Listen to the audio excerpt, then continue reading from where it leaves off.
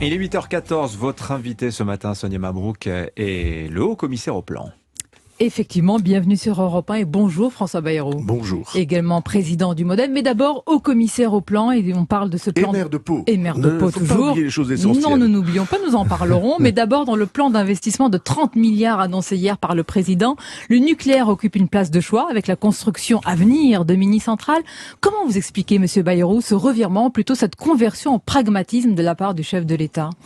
Bon, j'étais déjà venu à votre micro pour présenter la note que nous avions faite sur la production d'électricité en France, avec une question toute simple. Nous nous sommes engagés, et tout le monde affirme vouloir, produire de l'électricité sans émission de gaz à effet de serre. Si on veut pas émettre de gaz à effet de serre, il y a que deux solutions possibles, le renouvelable, les éoliennes, et vous savez que ça fait des polémiques, le photovoltaïque, et ce sont des milliers d'hectares qu'il faudrait geler sous les panneaux photovoltaïques, mais il faut le faire, il faut développer le renouvelable. Simplement, le renouvelable, comme vous savez, est intermittent. Il n'y a pas toujours du soleil, il n'y a pas toujours du vent. Alors, que faire lorsque le courant électrique qui vient du soleil et du vent est absent ? Eh bien, il faut ce qu'on appelle de l'électricité pilotable qu'on peut injecter dans le réseau. Et cette électricité, il y en a que deux sortes. Toute petite, assez petite hydroélectricité, ou le nucléaire, si on ne veut pas émettre de gaz à effet de serre. Mais alors pourquoi ce bon sens, on n'y est pas pensé avant ? Est-ce que c'est le fait qu'on soit à 6 mois de la présidentielle ? Est-ce que c'est le fait que ça gronde sur les factures qui explosent ? Ça a facilité la relance du nucléaire par le président ? Non, je crois que c'est la prise de conscience qu'il porte depuis longtemps, que face aux défis climatiques, il faut des solutions qui soient des solutions réelles, concrètes, utilisables, et pas des vœux pieux. Autrement, on manque notre objectif. Vous savez que la France est, par chance, le pays du monde, sans doute, ou en tout cas, à part 2 ou 3 pays scandinaves, c'est le pays du monde qui émet le moins de gaz à effet de serre pour fabriquer son électricité. 10 fois moins que l'Allemagne, qui a abandonné le nucléaire pour faire du charbon. Et le charbon, il n'y a pas plus polluant que le charbon. Et donc, c'est cette prise de conscience-là. Pourquoi est-elle tardive ? Nous sommes à quelques mois de la fin du quinquennat, monsieur Bayrou. Vous avez publié une note, d'ailleurs très intéressante, que nous avons eu l'occasion, on l'a détaillée ici même, électricité, le devoir de lucidité. Vous estimez avoir pesé dans le choix d'Emmanuel Macron ? Bon, je pense que oui. En tout cas, tout ce qui permet de rouvrir un débat qu'on croyait fermé. Il y a 1 an, à ce micro, vous auriez dit, écoutez, franchement, le nucléaire, c'est plus à la mode. Non, moi je l'aurais pas dit, mais beaucoup le disaient dans la majorité. C'est pour ça qu'on s'étonne de ce revirement. Partout. Non, c'est pas. Pour moi, ce n'est pas un revirement, c'est une prise de conscience. Et c'est une prise de conscience commandée par les engagements que nous avons pris, que la France a pris, d'être un pays ou le pays leader dans la transition énergétique pour défendre le climat. Il faut mesurer que si nous continuons comme ça, ce qui est en train de se passer dans beaucoup de pays européens, ils se prétendent vertueux. Et ils sortent du nucléaire parce que ça fait plaisir à une partie de leur opinion, mais ils remplacent le nucléaire qui n'émet pas de gaz à effet de serre, 0, ils le remplacent par du charbon. Oui. C'est-à-dire le pire du pire de ce qu'on peut faire en utilisation. Nous sommes d'accord. Mais monsieur Bayrou, est-ce que le président, on veut comprendre ce matin, est-ce que le président qui a fermé Fessenheim, certes dans la continuité de François Hollande, est-ce que le président qui a nommé Nicolas Hulot, anti-nucléaire notoire, est-ce que le président qui a nommé Barbara Pompili, ministre de la Transition, qui a dit ceci un jour, on peut se passer du nucléaire. Est-ce que ce président est vraiment crédible en chantre du nucléaire ? Non, mais d'abord en chantre, vous présentez les choses de manière un peu tendancieuse. Il n'y aura pas de responsable français, quel que soit son nom et quelle que soit sa fonction, qui proposera de respecter les engagements que la France a pris de ne plus émettre de gaz à effet de serre en fabriquant de l'électricité, s'il ne prend pas en compte la nécessité de produire de l'électricité. Regardez, il n'y a pas que la production, il y a la consommation. Bien sûr. Ce que tout le monde dit, ce que toutes les organisations de protection de l'environnement disent, c'est qu'il va falloir avoir un recours multiplié à l'électricité. Électrification de la mobilité, mobilité, comme on dit, c'est-à-dire des voitures, des bus, des poids lourds, et puis électrification des usages à la maison, chauffage, tous les usages électriques. Tout le monde dit, il faut maintenant multiplier l'électricité. Donc et nous alors sommes d'accord sur le l'électricité, diagnostic. qui va la produire? Bon, bien. Alors, est-ce qu'il faut aller plus loin? Parce que le président François Bayrou a parlé de ces petits réacteurs, ces mini-centrales, les small modular reactors. Ce n'est pas pour demain. Valérie Pécresse ou Éric Zemmour vont beaucoup plus loin, parlant de nouveaux réacteurs nucléaires, les EPR, qu'il faut construire. Emmanuel Macron n'a même pas prononcé le mot hier. Pourquoi? Non, il a dit une phrase. Il faut écouter attentivement. Ah, vous avez été attentif. Oui.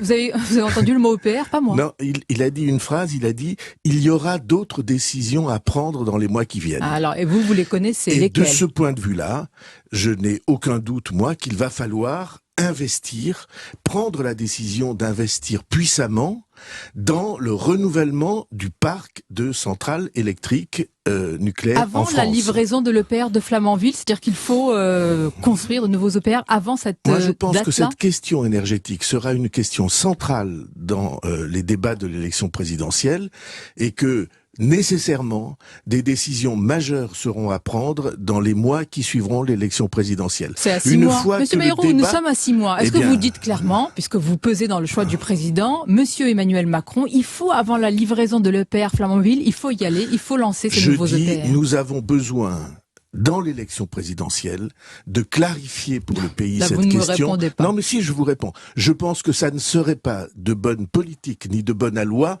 de prendre la décision comme ça, tomber du ciel ex abrupto, alors que nous allons avoir un très grand débat national. Et cette question, elle doit être posée et elle doit être résolue par l'élection présidentielle. Il n'y a pas de moyen de conserver une électricité à un prix abordable, qui soit fiable, à laquelle on puisse faire appel, qui permette de répondre à l'extension considérable des besoins d'électricité en mobilité comme dans la maison, ou dans les voitures comme dans la maison, s'il n'y a pas de production d'électricité. Donc vous m'avez répondu, c'est-à-dire que pour vous, l'échéance présidentielle, le président doit véritablement, carte sur table, dire ce qu'il veut faire pour ses centrales et ses EPR. Cette question-là, il y répondra, j'en suis persuadé, il l'a dit hier entre les lignes, et il est nécessaire que nous en assumions les réponses. Ce sont de très gros investissements, et ce sont des investissements qui seuls nous permettent d'être à la hauteur du défi climatique qui se pose. Il n'y a pas d'autre solution.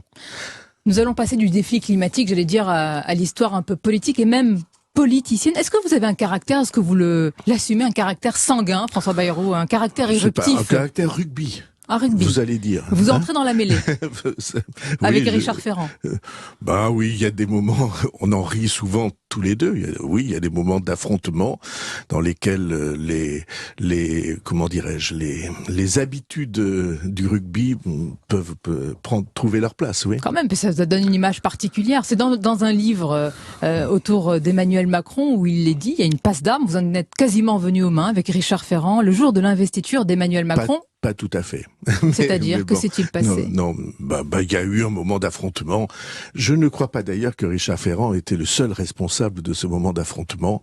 Mais pour moi, en effet, c'était un enjeu très important que de respecter les engagements que nous avions pris de la place respective de chacun des deux mouvements dans la majorité future. Oui, parce que vous avez pesé dans l'élection d'Emmanuel Macron et vous vous attendiez à ce que cet accord passé avec les macronistes sur le nombre de circonscriptions soit respecté. Oui, alors c'est un peu difficile à suivre pour ceux qui nous écoutent, mais oui, je suis pour le respect des engagements.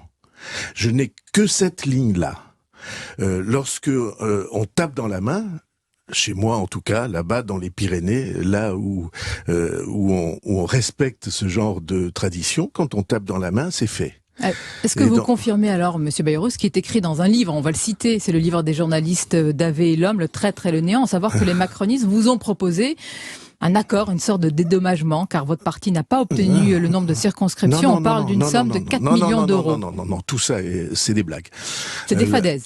donc il y a eu ce moment de tension autour du nombre de députés que nous allions avoir, et en effet, des mots malheureux ont été prononcés en disant si vous n'avez pas le nombre de députés, on peut vous garantir des ressources. Mais jamais de notre vie, et c'était Marielle de Sarnez qui est partie, comme vous savez, qui était un protagoniste en première ligne. Et elle a évidemment éclaté de rire parce que jamais nous n'avons échangé la représentation politique contre des ressources futures. Non, mais c'est intéressant, c'est que ça vous a été proposé. Oui, enfin. Ah oui, vous me dites que ça vous a été proposé. Ce sont des pratiques que nous n'avalisons pas. Voilà. Qu'est-ce que vous pensez d'un livre qui est écrit sur un président, Emmanuel Macron, et le titre est quand même assez éloquent, Le traître et le néant, que les journalistes n'ont pas rencontré? Alors, il y a plusieurs choses dans la question. Ce genre de titre, c'est fait pour faire vendre. Hein, c'est pas fait pour rendre compte du contenu d'un livre. C'est fait pour faire vendre. Deuxièmement, écrire un livre sur quelqu'un sans le rencontrer, c'est en effet un peu étrange. Troisièmement, qu'est-ce qu'il y a dans ce livre? Eh ben, un condensé, je vais vous dire, je l'ai lu, de traîtrise, de manipulation, de petits calculs, et on se dit, c'est ça le nouveau monde en le lisant? Eh bien, la certitude qui est la mienne, c'est que la fonction présidentielle et l'homme qui remplit cette fonction, eux, ne sont pas dans les petites manœuvres. Ce que j'ai vu pendant 5 ans, alors là j'atteste, pour avoir été présent, j'allais dire chaque jour, c'est que jamais les manœuvres, les petites ruses n'ont occupé la moindre place dans les décisions d'État qui ont été prises. C'est pour ça que vous soutiendrez de nouveau le président en 2022 ? S'il se présente, évidemment. Mais vous comprenez ça, chaque jour, un président de la République, il est face à des enjeux qui sont des enjeux nationaux, des enjeux pour le pays, où chaque famille, chaque mère et père de famille et chaque enfant est concerné. Mais nous ne sommes pas naïfs. Il y a aussi des batailles, il y a aussi des calculs politiques, voire politiciens, Monsieur Bayrou. C'est la vie politique. Je suis en désaccord avec l'idée selon laquelle tout serait constamment tiré vers le bas par des regards, des commentaires, des pseudo-décryptages qui visent à faire croire que tout est moche. Ce que je vois, ce que j'ai vu et ce que j'entends tous les jours, c'est que précisément les décisions sont prises en fonction d'enjeux qui vont loin, qui portent à l'intérêt du pays. 2 questions et puis une réaction à ce que l'on vient d'apprendre. Je vous le soumettrai dans quelques instants, Monsieur Bayrou. Est-ce que vous avez tiré d'ailleurs un trait définitif sur ce que vous croyez être votre destin présidentiel? J'ai pas posé la question. Est-ce que pour vous c'est terminé? Un trait définitif. Non. Je suis par vocation un citoyen. Qu'est-ce que c'est un citoyen? Non, mais attendez, c'est quelqu'un. Ne tournons pas autour du pot. C'est-à-dire que ce matin, vous pouvez être encore candidat à une présidentielle? Attendez-moi, faut pas sourire. On peut poser des questions. Je suis très sérieuse. Mais qu'est-ce que c'est un citoyen?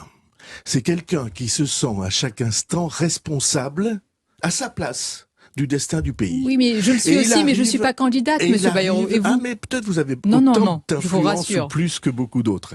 Alors, il arrive que cette responsabilité de citoyen vous conduise à occuper d'importantes responsabilités, y compris d'opinion, et y compris à vous présenter à des élections. Je l'ai fait 3 fois. Et je vais pas vous dire que j'ai changé. Mais vous n'arrivez pas à me dire ce matin que vous ne serez plus candidat. C'est-à-dire la porte est toujours ouverte. Jamais je vous dirai des choses pareilles. C'est quand même incroyable. C'est-à-dire que ce matin, François Bayrou peut être encore candidat à la présidentielle. Essayons d'être de bonne aloi ensemble. Je vous dis que je n'ai jamais renoncé à aucune de mes responsabilités parce que c'est ma mission. C'est pour ça que je suis engagé dans la politique. Vous savez, quelqu'un d'autre pourrait tenir le même discours ce matin. Édouard Philippe, qu'est-ce que vous pensez de son initiative, de son parti Horizon? Lui, il compte peser et votre maison commune, apparemment, il pourrait faire chambre à part dans votre maison, si je peux me permettre. Peut-être y a-t-il une différence d'appréciation. Pour moi, un parti politique, c'est un grand courant profond du pays. C'est une sensibilité, c'est une philosophie. Et les partis politiques ne se construisent pas autour d'un destin individuel. C'est ma vision. Je suis entré dans le courant politique qui est le mien, j'avais 20 ans. Oui, mais je vous parle d'Édouard Philippe. Et donc, je sais bien qu'en parlant de lui, vous parlez de vous, mais... Non, mais c'est pourquoi je dis qu'il peut y avoir des différences d'appréciation. Elles sont réelles. Un parti politique, pour moi, ce sont des solidarités de gens qui pensent la même chose. Ça ne sont pas des solidarités construites autour seulement d'une personnalité. Mais c'est un droit constitutionnel de créer des partis politiques. Il est garanti par la Constitution. On est libre de les construire. Ma vision à moi, je voulais expliquer. C'est une vision plus profonde. Merci François Bayrou. Et qui touche pas à l'idée qu'on se fait de son avenir, qui touche à des raisons de vivre pour un pays. C'est pas la même chose, mais chacun on a noté la est différence. libre. Bon, chacun est libre, et vous l'êtes aussi, de vous porter de nouveaux candidats. On l'a bien compris ce matin. Rien n'est jamais fermé. Merci François Bayrou. Merci Sonia Mabrouk.